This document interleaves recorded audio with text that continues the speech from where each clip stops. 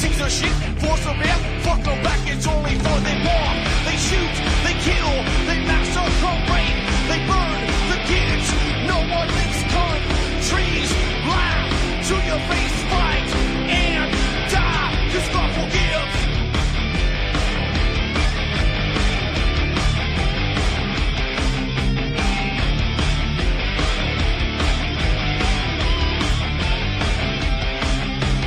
Selling lies and buying time, killing people next in line. Lower classes, social side, they don't matter, genocide. Sick from water, sick from air, making money, they don't care. See their shit, force a bear, fuck them back, that's only fair. They bomb, they shoot, they kill, they massacre, rape, they burn the kids.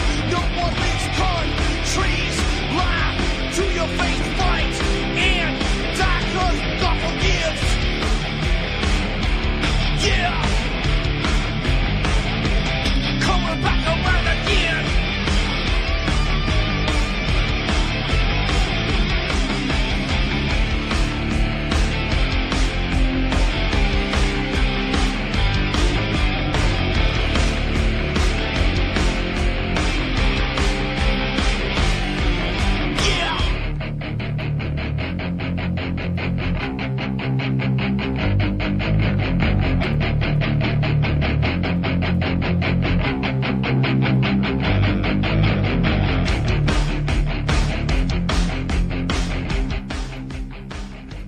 Welcome to the show. I'm your host, Ron Stevens. This is Rock the Boat right here on UCY.tv, my favorite little online network. And it is the 14th of December, and it's pretty cool.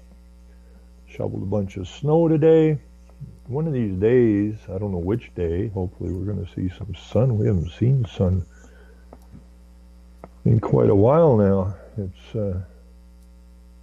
getting a little testy, but we're only 7 days away until they start getting more daylight.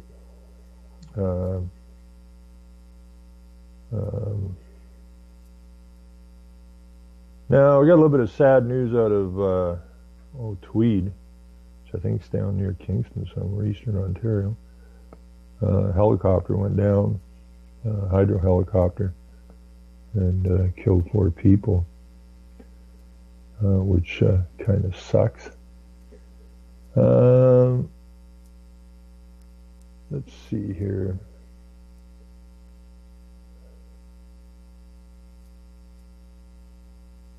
Let me see.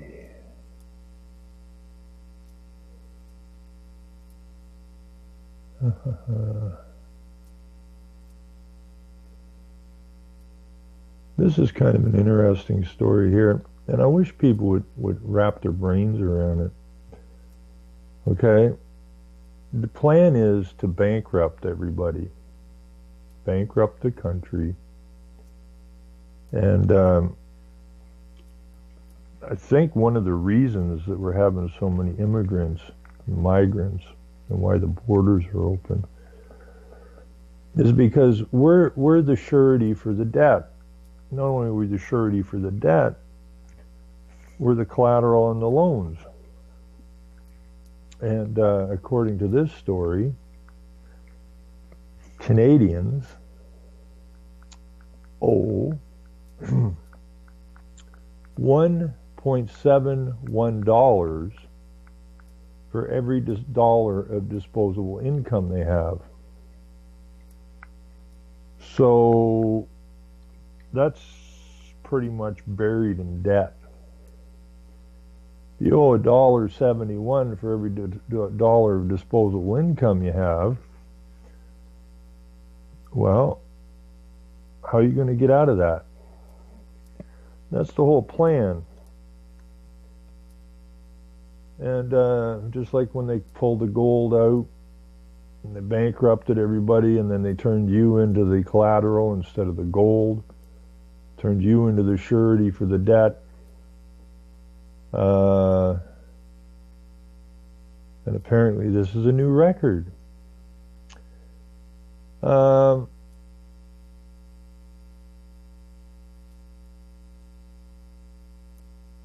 So we're going in the hole quicker by the day, And the whole plan of this New World Order thing is that a very small group of capitalists control all of the resources and all of the people on the planet. Which is not where we want to end up at by any stretch of the imagination. So, people talk about deficit, budget deficit. Well, I don't care about the budget deficit. Statistics Canada reported Thursday that Canadian households owed more than $2.1 trillion at the end of September, up 1.4% from the summer. Mortgages were the biggest chunk of that debt, up 1.5% in the previous 3 months to 1.3 trillion.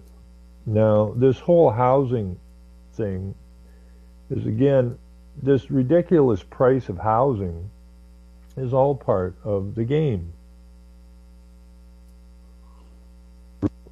So what they did with their Agenda 21 was each and every single municipality, which includes the cities, these are municipalities,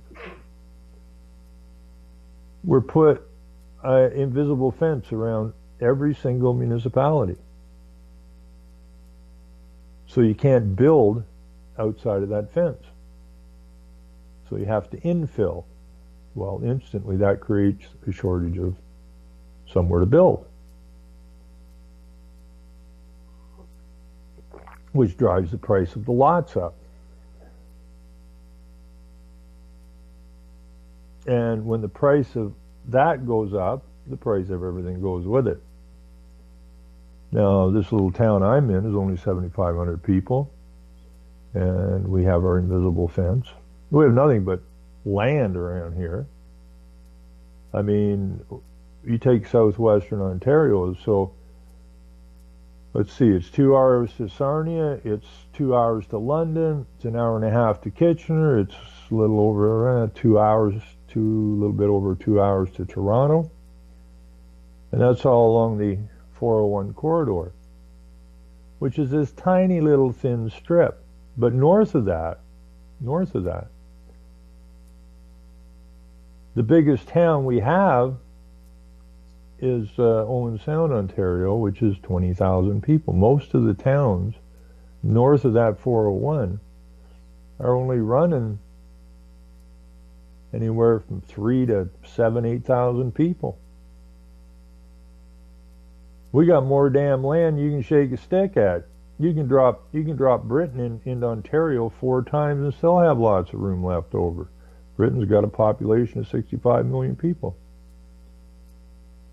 Ontario's got a population of about 15 million people.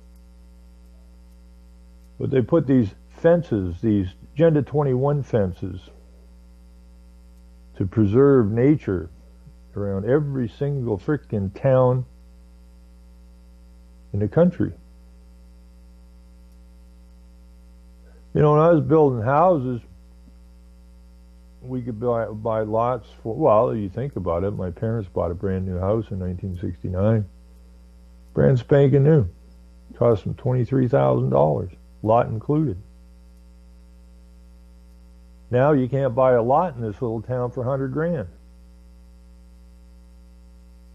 Now, what's really driving the price of housing up is they're now old houses, which people used to rebuild, renovate, are being bulldozed. So now you have the cost of removing the house. So you're buying a house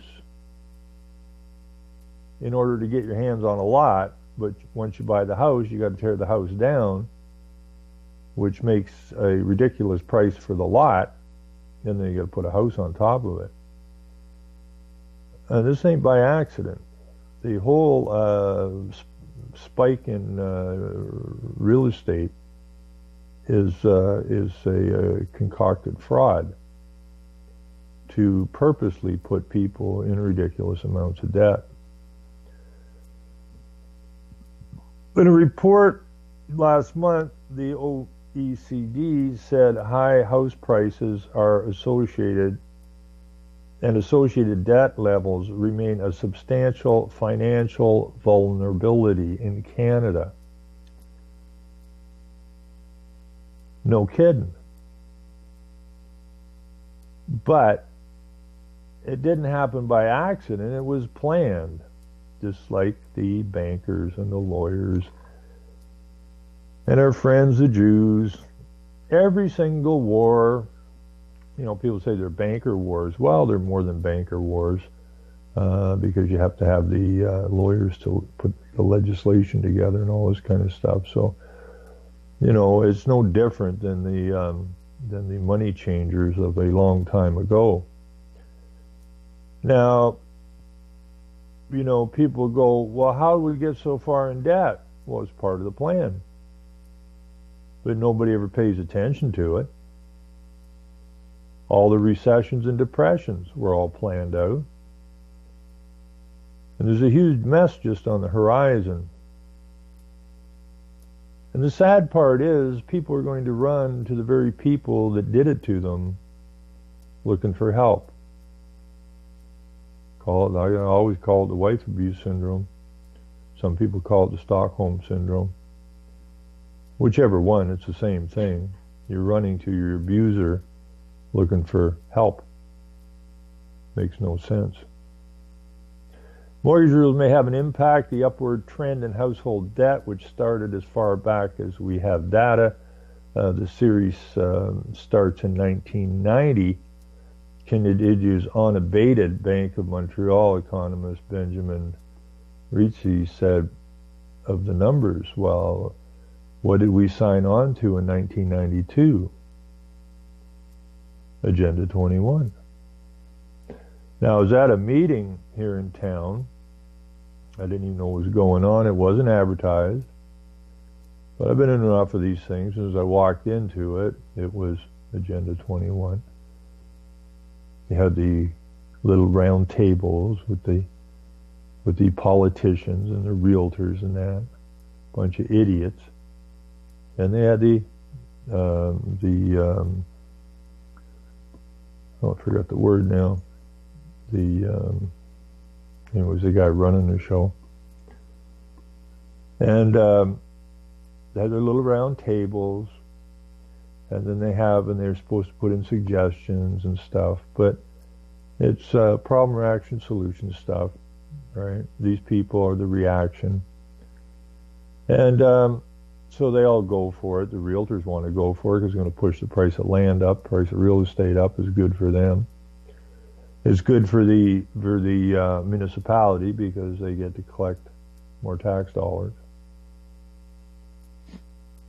And but when I was at that meeting, there was a woman there, and we got to talking at the back of the hall, and I told her, I said, this is Agenda 21. Facilitator is the word I was looking for. And she goes to me, oh, I don't think it's Agenda 21, do you? I go, yeah, I don't think. I know what it is. Now, it turns out this lady worked for CMHC, which is the insurance outfit for the mortgages.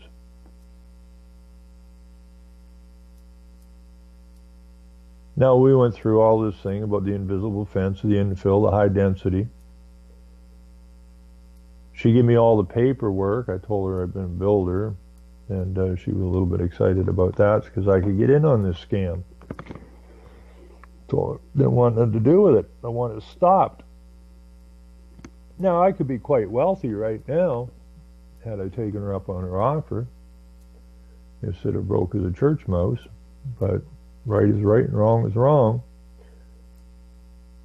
And so when I got home after the meeting, I looked up CMHC. I Googled CMHC, Canada Mortgage and Housing, and Agenda 21. And what do I find? CMHC is up to its ass pushing Agenda 21. And here's a lady from CMHC saying, oh, it's not Agenda 21, do you think? I mean, at some point, we got to, just deal with this. We have this little wee group of people who are going to trash us.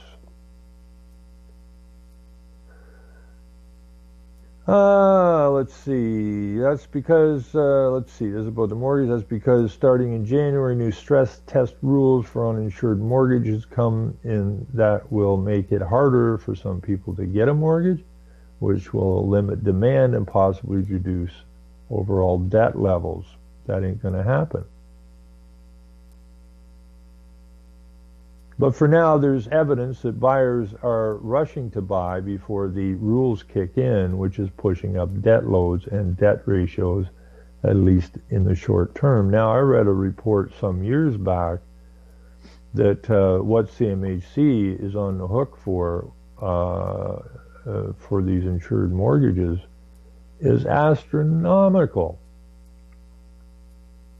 But who's on the hook? Because it's Canada Housing and Mortgage. Who's on the hook if it all implodes? Canada Mortgage and Housing? No, they ain't got no money. The people are. The people are.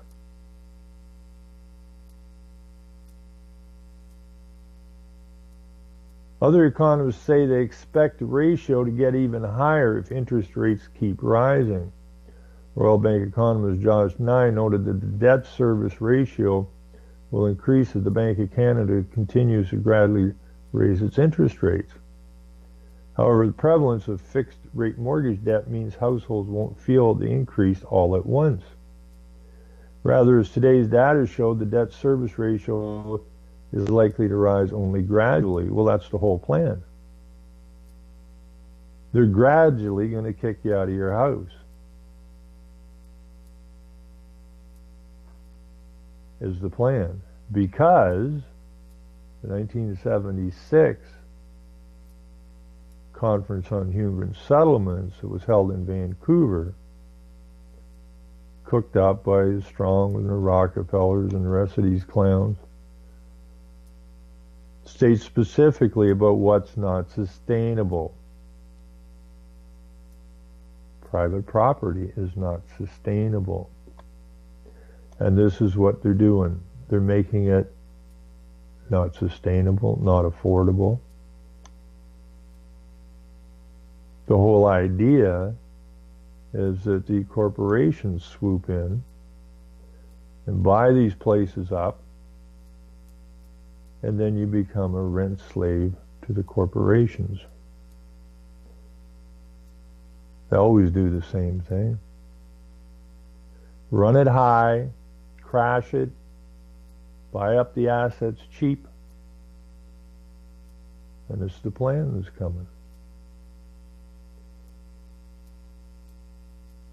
Holiday spending coming up. Scott Hanna, president of the Credit Counseling Society, said in a release that the numbers are concerning, especially heading into the holiday season when many Canadians have a tendency to overspend. We are not surprised by this record-breaking household debt ratio. However, we are concerned that a growing number of Canadians will put themselves at risk and be unable to maintain their household expenses and reduce debt levels in the future. Canadians need to gain control of their finances and use a budget spending plan to effectively manage their expenses. No, what we need to do is we need to cut all ties with the United Nations. We need to cancel all treaties, agreements with the United Nations tomorrow morning. We need to write the debt off because it's a phony debt. It's an absolutely phony debt. It was a debt that was created to do exactly what's going on. And that's a fraud, and you can't gain from a fraud, therefore the whole thing is non-payable. So we need to kill the debt, not pay it off, just kill it dead in its tracks. We ain't paying it. And then we need to do what the United Nations and their gang of thieves and thuggeries and criminals have planned, is take control of our resources. Now, we need to start a new currency, a Canadian currency, not a World Bank currency, not an IMF currency, not a Fed currency, but a Canadian currency based on our resources. And we have more resources per capita than any place on the planet, which means we're all incredibly rich. But we don't have control of the wealth of this nation. And the plan is to drive everybody into poverty.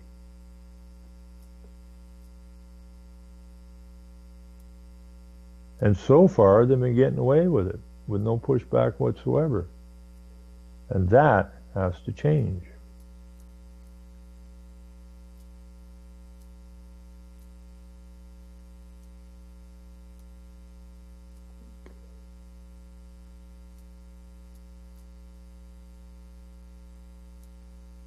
Now,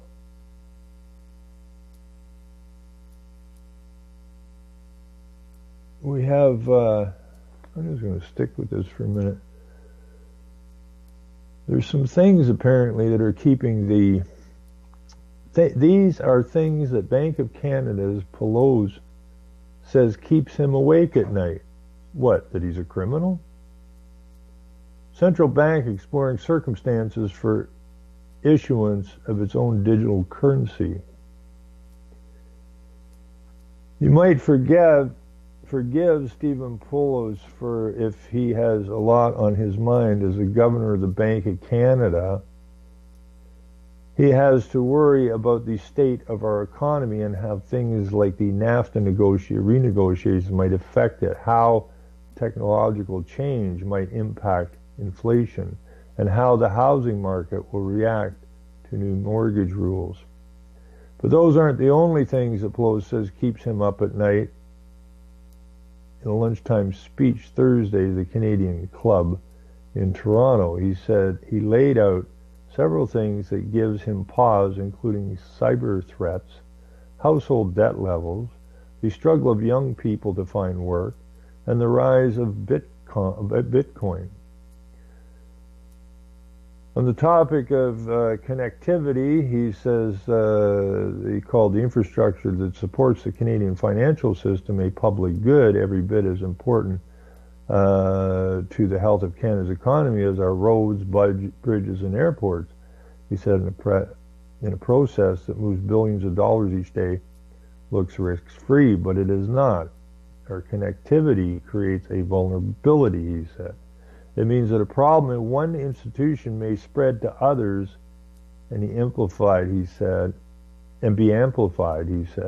As such, a successful cyber attack on one institution can become a successful attack on many. Despite the lengths gone to keep the system secure, we cannot assume the financial system is secure, he said. We need to be prepared to recover our system should a cyber attack succeed. Now, he's just telling you what they're up to.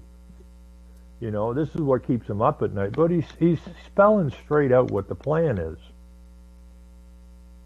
Household debt and house prices. The central bank governor also said that vulnerabilities in Canada's housing market and our associated level of household debt are elevated and likely to stay that way for a long time. With the arrival of new mortgage rule changes that will see each new mortgage stress tested to make sure the borrower can handle a higher interest rate, the financial system will build up resilience over time. The Bank of Canada expects consumers will look for cheaper houses with a smaller mortgage so they qualify under the new rules, but Pelose says that some people might also seek out lenders not covered by new federal rules so they can avoid the stress test. To those people who hope to avoid the rules, I offer this advice. Testing yourself to make sure you can handle your mortgage payments if interest rates were higher at renewal is a very good idea, whether it's a rule or not, he said. Now, it says here that consumers will look for cheaper houses with smaller mortgages. Well, where the hell are you going to find a cheaper house with a smaller mortgage?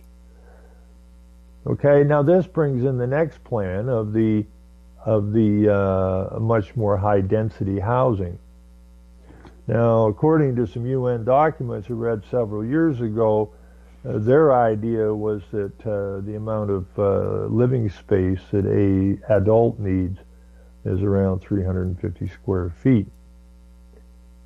So if you are a couple and you're in a 1,400 square foot house, then you have twice as much space as you require. And one of the plans is to force people to put an apartment in their house. And so now it's not really your house anymore. Yeah, it's a rental unit. You may own it for the time being, but you have a house that you want to live in, but now you're going to be forced to have someone else living in your house. And make no bones about it, that's coming. It's the only way you can get smaller space. Now, while the documents I read from the UN said they figured, an average of about 350 square feet, but that's obviously been ratcheted down now because they're building apartments or condos in that, which are 250, 255, 260 square feet. Now, the room I'm sitting in here right now is, this is one room in the house. It's 255 square feet. Now, I can't for the life of me imagine how in the hell anybody would live in this space. I mean, you got to put a bathroom, a bedroom, a kitchen, and some kind of living space. In this living space here of 255 square feet, I got my desk. I got a stand with a printer on it. I have a chair in the corner. I have a wall unit, 2 couches, the chair I'm sitting in, and a coffee table. And if you put anything else in here, it would be crowded. But people are going to look for smaller living spaces with smaller mortgages. This is completely out of hand.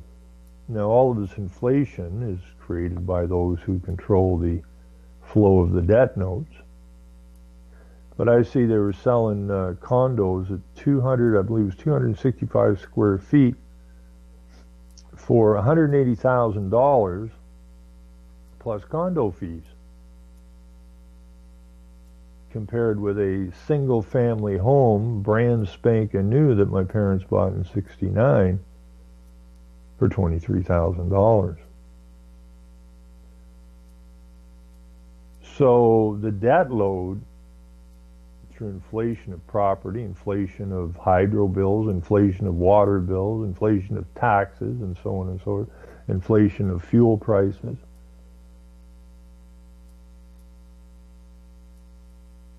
puts us in this so-called debt load that we're in on purpose. Now he talks about jobs for young people.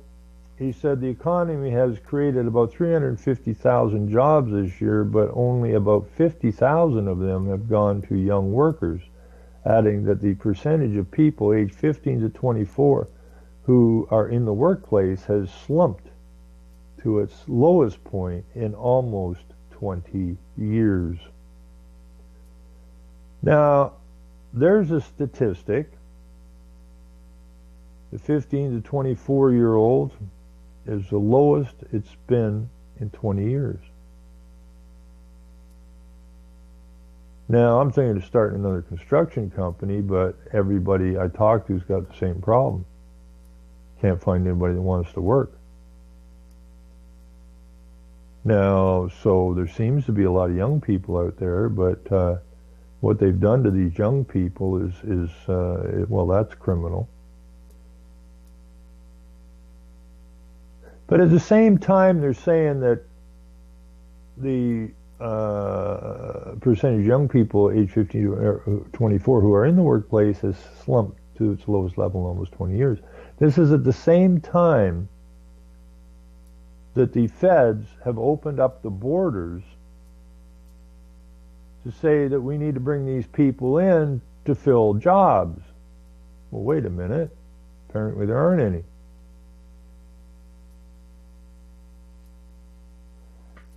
With more than 250,000 job vacancies in the economy, the highest figure on record, the business is saying they can't find people with the right skills. Pelosi suggested more must be done to address this gap. There surely is room for more ambitious on-the-job training programs in this picture, he said. But it's going to be the immigrants that get trained for those jobs. That you can bank on. Now, why is it that there's all these jobs apparently? There's 250,000 jobs apparently, and we only got 36 million people in the whole damn country, so that's a lot of jobs. But they said the business owners can't find anybody who has the capacity to do the damn job. Well, that's not by accident either, folks. That's also part of the plan. Digital cash and Bitcoin he wants to talk about a little bit. The governor saved his last point for the topic of Bitcoin and other digital currencies, which have seen booming interest lately. What their value is may be anyone's guess. Perhaps the most one can say is that buying these things means buying risk, which makes it closer to gambling than investing, he said. That said, he acknowledged that with transactions using electronic payments growing, it is possible that demand for electronic cash could grow over time. He added there could be strong reasons for the central bank to provide a form of digital currency. Bank staff are exploring the circumstances under which it might be appropriate for the central bank to issue its own digital currency for retail transactions, he said. Now, this is all, he's saying that these are things we should look about. No, these are things that they've put in place. These are things that they plan on doing. These are things they've been doing for an awful long time because they want cash gone. You know, it was like Aaron Russo with that interview he did with, I can't remember which Rockefeller it was, you know, saying like, what the hell is your plan? Well, simple. Make everything electronic and chip everybody. No cash. So if you don't play ball, we just shut the chip off. Or we just borrow you from your own account. Just like I'm in Facebook jail again. If I post something that the Jewish-run CIA-funded Facebook doesn't like, i.e. my right to free speech and thought, I end up in Facebook jail. And the idea of the digital payment is that if you don't toe the line, well, you ain't getting access to anything digital. And you ain't going to have no cash. So I don't know why, you know, in the old days, you know, even if they didn't have guns, they'd pick up pitchforks and sticks and that and go after these dickweeds.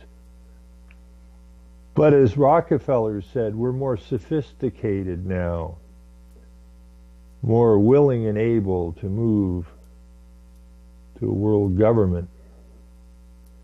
Well, you're not more sophisticated, you're stupider than a box of rocks. You have to understand their language. Oh, Mr. Rockefeller says we're more sophisticated now. No, he's telling you you're stupider than any group of people in the history of this country have ever been. That's what he's telling you.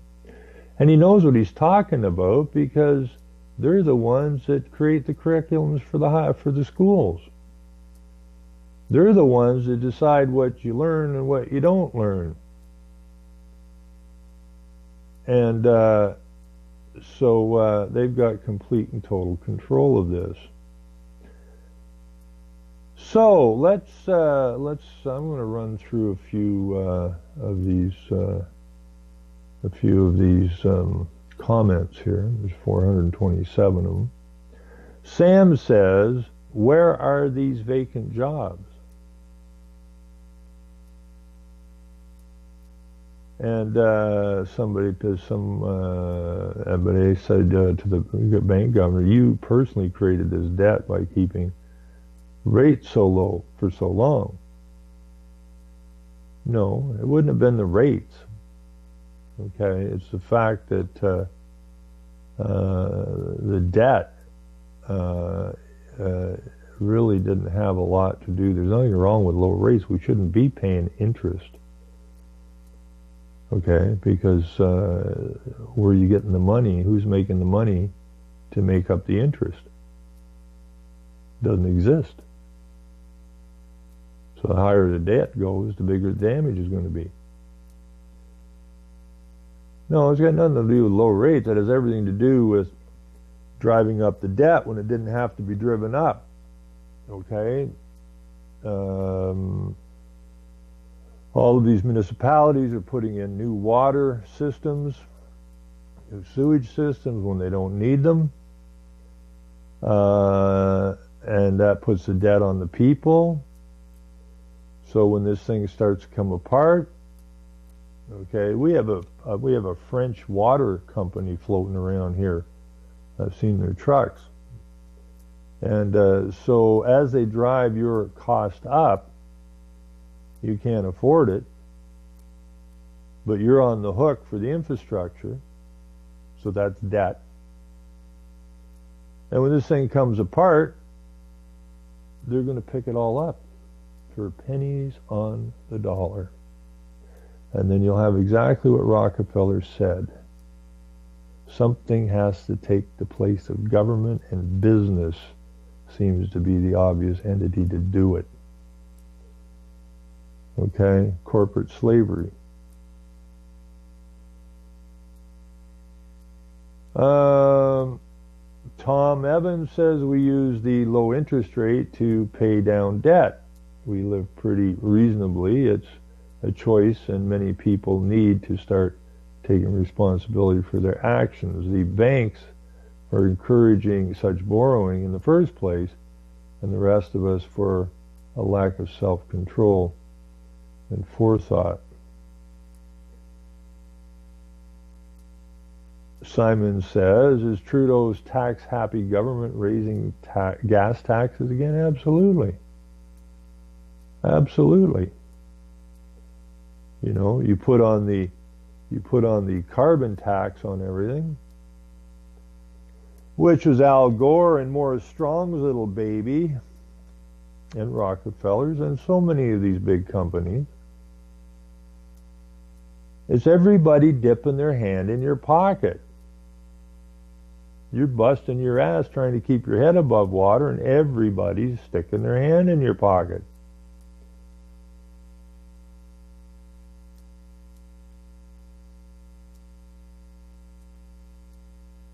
So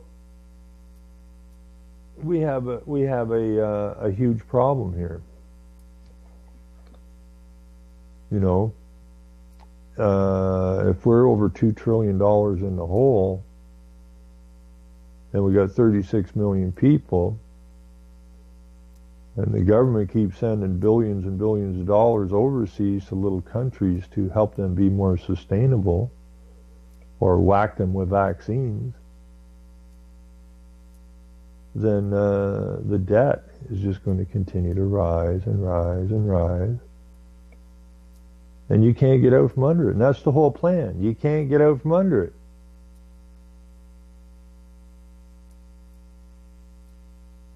See, this is a like when what was it, the Napoleonic Wars, when the Rothschilds went back and said that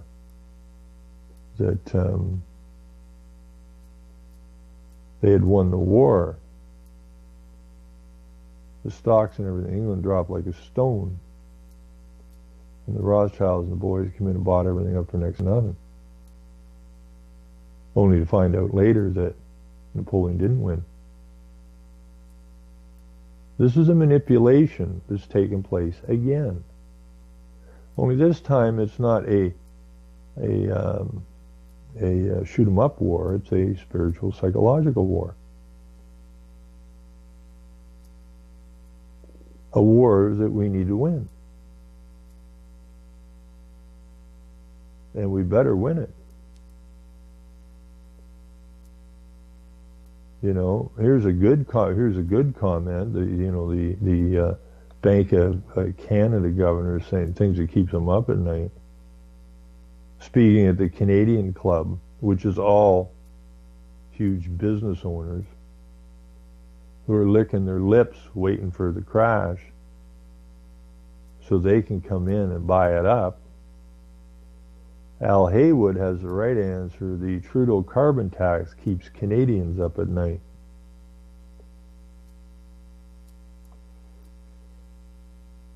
And like I keep saying, we got to stop putting up with this crap.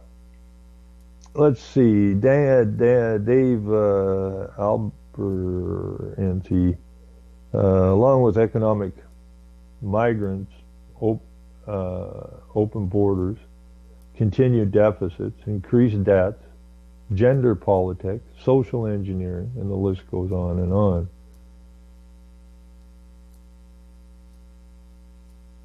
And Sam writes, in response to Al, can I still fart when I please?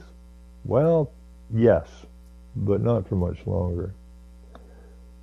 I read an article a long time ago out of Australia where they wanted to tax cow farts.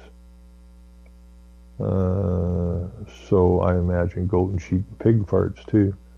So I would think, seeing as the United Nations calls you human, which is a evolution of a great ape, that would make you an animal by definition. And if they want to put a carbon tax on cows net farting, I would imagine that, yeah, you're in line to be carbon taxed. So, you might want a carbon sequestration situation. So what you want to do when you get up in the morning, before you put your underwear on, you want to get a big plastic bag and put that in there. And then, so if you do fart, right, you can sequester it, put a tag around it or whatever, and then dig a hole and bury it. Otherwise, yeah, you'll probably be paying fart taxes. What really bothers me is that so few people read anything. Everything that I'm reading here tonight, the plan is put in place a long time ago. The documents are all there. The documents are all there. But nobody reads nothing. And that, they write it all down. They tell you exactly what the hell they're going to do, or what their plans are. And if we don't step in front of them, they just put the plans in place, because silence is consent. They write it down, you don't read it, they consider that you've consented to it. Just like Warburg had said in 1950, there's going to be a world government by consent or conquest. And so far, they got it right. We just keep consenting. We don't even ask questions.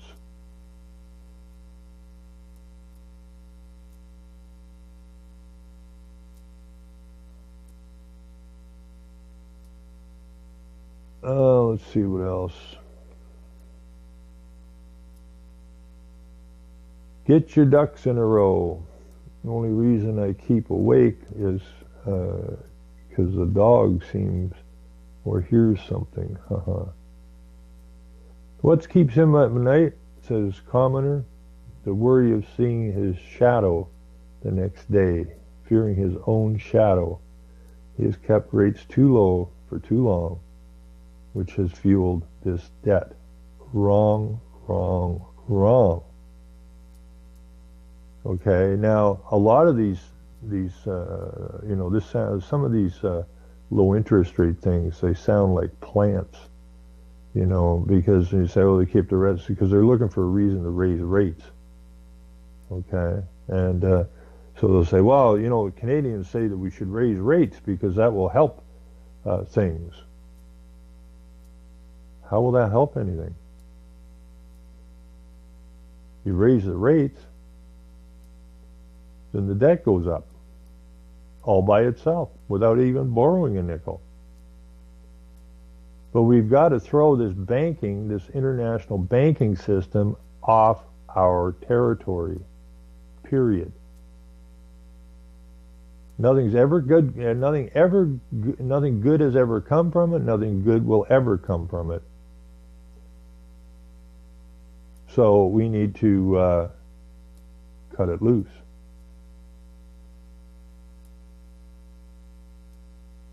See, here's another one. I think it has become automatically, abundantly clear that Canadians will not stop borrowing until interest rates are high enough to discourage borrowing, keeping the interest rates rising slowly and steadily. Yeah, these have got to be plans.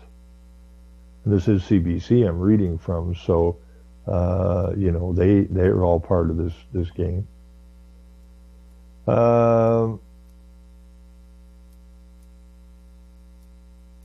But the price of houses are not going to come down. The only way the price of houses is going to come down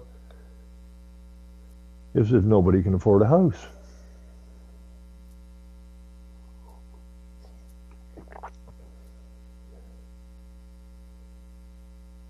John Osborne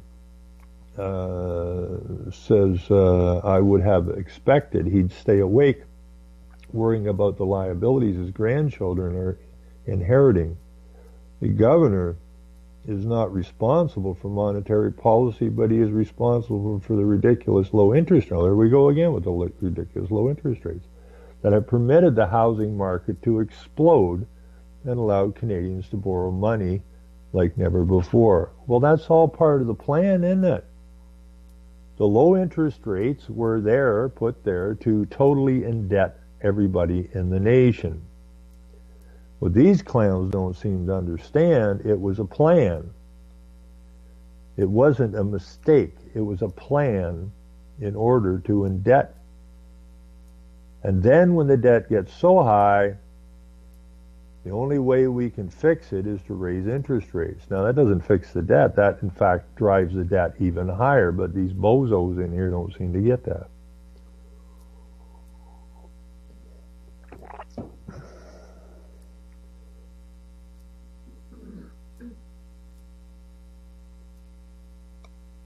But we have to take the nation back.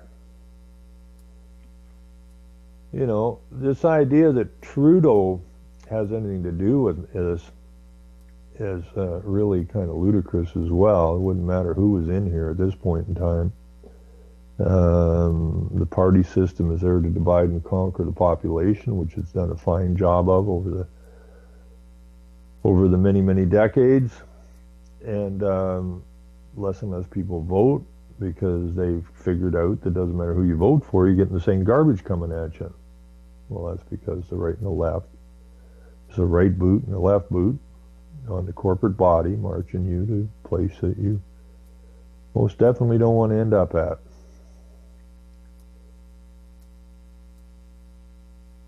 When the Americans pull the plug on Canada and our tax revenues collapse, CBC will be one of the first things dissolved. There is a reason the Bank of Canada governor is worried. He's not worried. He's part of the bank. This is what kills me. The people think, oh, the Bank of Governor, the governor of the Bank of Canada He's the guy that runs. He doesn't run squat, just like the prime minister doesn't run squat. These are all puppets on a string, run by the globalist, telling when to put the money out, when to pull it in. What agendas to him a plan, when to open the borders, yada yada yada yada. These are just puppets on string. And I don't understand why people have such a difficult time understanding that. They're such shallow thinkers.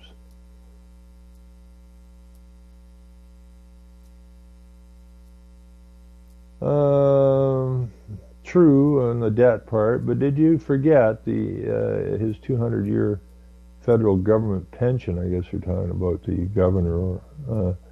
You don't expect him to live off the interest income from his savings like most Canadians do. After all, he is the guy who maintained the suppression of Canadian interest rates. You wouldn't want him to taste his own cooking, would you? There's that interest rate thing again.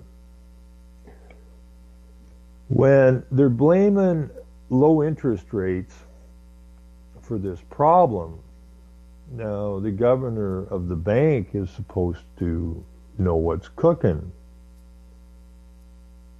but he's just a puppet. He does as he's told. He was told to hold the rates low, to make sure that everybody gets totally indebted, and then start raising the rates.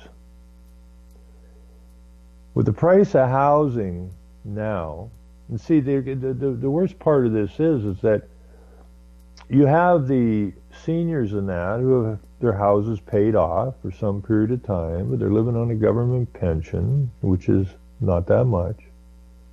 So they thought once they got the house paid off and they got a pension, be it from work or whatever, that would satisfy the situation. But what they've done is with the ever-increasing taxes, with the ever-increasing water bills, hydro bills, gas bills, fuel bills, their income, they can't stay in their houses. More and more of them can't stay in their houses. So you're pushing them out the houses. And the working stiffs, who some of these mortgages are incredible. And if those rates go 4%, keys are going to start flying all over the place. But that's okay because the migrants need somewhere to live. And they'll take those houses inside the invisible fences that you can't develop anything outside of those fences, and they will take those houses from the people that have been paying on them. And they will take those houses and they will renovate those houses into apartments. And they'll be corporate owned. And while this is all going on, while we live in the richest country on the planet, it's absolutely incredible that this is what's going on. And people just don't seem to get it. So here's a note from R.D. Gibson. Mr. Polos, you nor any of the other 185 central bankers in the world do not go to the washroom without the World Bank's permissions. Exactly. Puppets.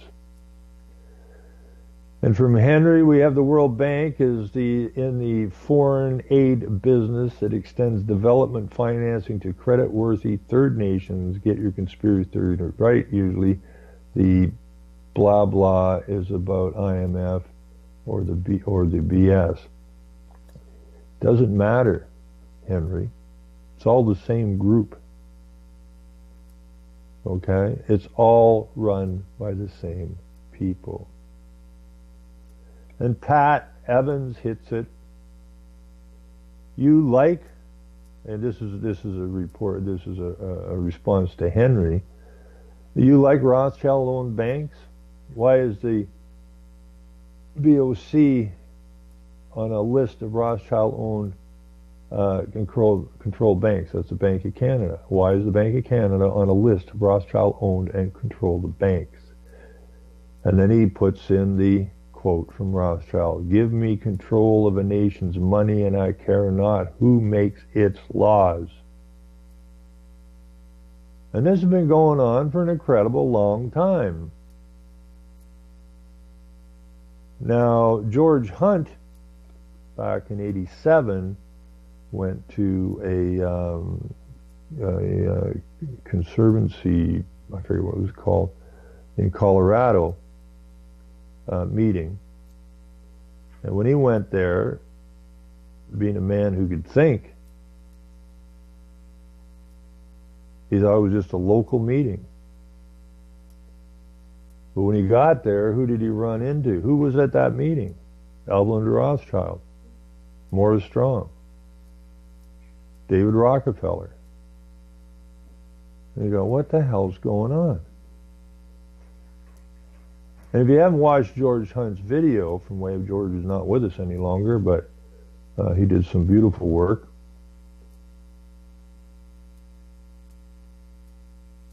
Go look up George Hunt and listen to what he's got to say about what happened in '87. And he worked from '87 till his death a couple years ago, trying to wake people up,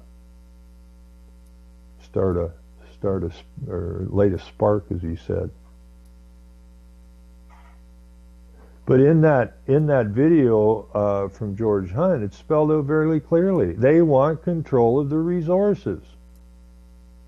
You're going to shove everybody into high-density cities where you're going to fight amongst yourself, as you've got, so many languages and so many different kinds of people. And restrict and restrict and restrict and restrict your access to food, water, housing, electricity, fuel, transportation, because that's another thing that's not sustainable according to these clowns, is private vehicles are not sustainable.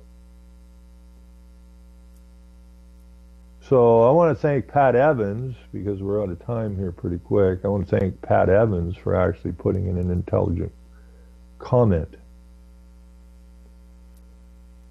This idea that the Bank of Canada was started as a private bank, for crying out loud.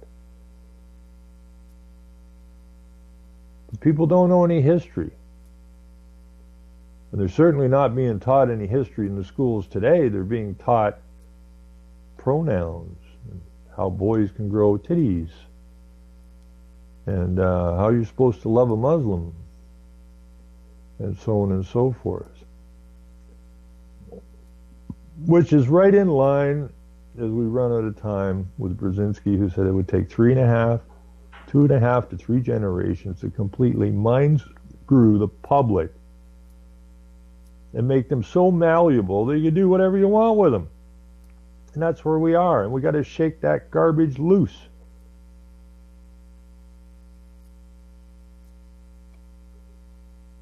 Because if we don't win this war, and this is the Third World War, if we don't win this war, everywhere,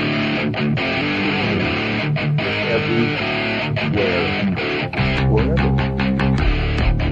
Hey, it's not a time. Everybody have a great night, Dr. Seth.